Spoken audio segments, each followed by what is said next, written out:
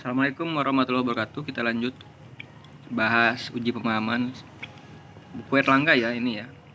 Halaman 23 karena udah lama nggak bahas-bahas karena kesibukan di offline ya, jadi jarang lagi bikin video. Oke. Di sini ada sebuah kasus dalam bentuk paragraf. Seperti biasa kalau soal geografi kebanyakan gini ya. Ini masalah kemacetan. Sudah tidak asing lagi bagi masyarakat bla bla bla.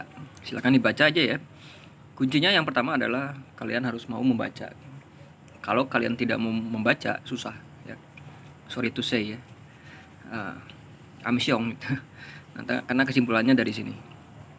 Semrawut dan lain-lain gitu kan. Oke. Pendekatan geografi yang digunakan apa gitu kan. Nah, biasa ya. Jadi di akhir kalimatnya ditanya apa pendekatannya. Kelingkungan, keruangan, kompleks wilayah dan lain-lain. Oke. Nah, kalau kasus kemacetan itu kan biasanya dari arus mobilitas penduduk. Nah, arus mobilitas penduduk itu dari wilayah mana, bisa aja bukan dari hanya wilayah di mana kemacetan terjadi gitu kan. Bisa saja dari limpahan arus kaum komuter dari wilayah satelit ya, atau wilayah pinggiran gitu kan. Maka saya lebih memilih kompleks wilayah karena kemacetan itu bukan hanya tanggung jawab masyarakat yang tinggal di daerah tersebut gitu kan.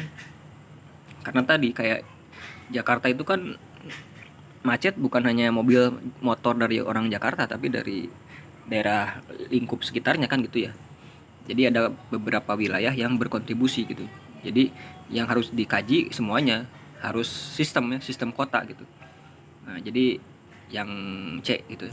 Nomor 2, ini apa ini? Coba, wilayah landai berbatasan laut seperti Jakarta Utara sering direndam banjir musim hujan ya, karena curah hujan tinggi. Oke, kurangnya resapan dan lain-lain. Dampak yang ditimbulkan sangat merugikan, baik material non material. Oke. Dalam mengatasi masalah tersebut dibutuhkan penyelesaian masalah yang terintegrasi semua pihak. Nah, ini udah kata kunci. Kalau terintegrasi berarti ada komponen masyarakat di sana ditambah komponen bagaimana perencanaan ruang gitu ya. Itu kan pejabat publik gitu ya. Artinya kasus tadi yang wilayah utara Jakarta ini ya, itu lebih ke kompleks wilayah kali gitu ya. Tuh. Jadi melibatkan berbagai pihak gitu. Bukan hanya Pemprov Jakarta. Kan sedimentasi di pantai juga dari aliran dari hulu ya. Hulunya kan dari misalkan wilayah sekitar satelit itu Bogor dan lain-lain.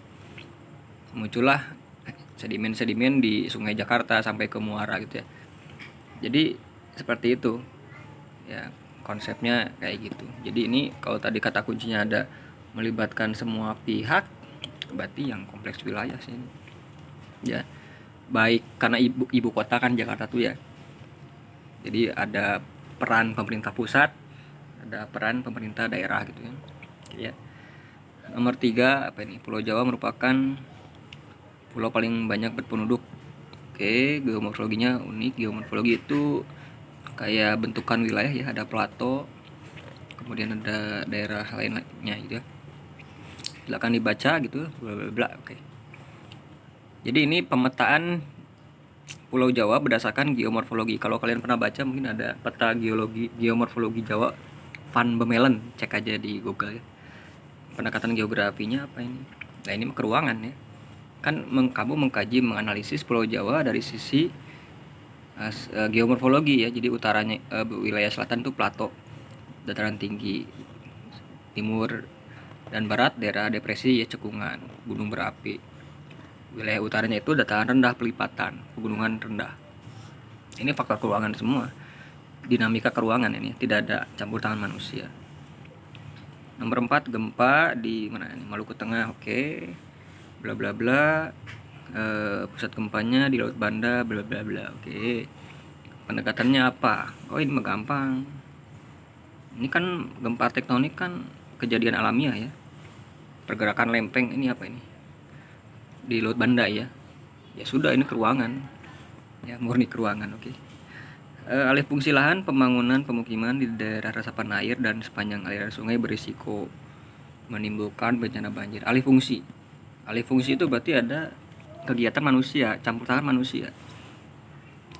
Kalau ada interaksi manusia yang menimbulkan perubahan struktur dalam ruang, maka dia ke lingkungan, ya ekologikal gitu.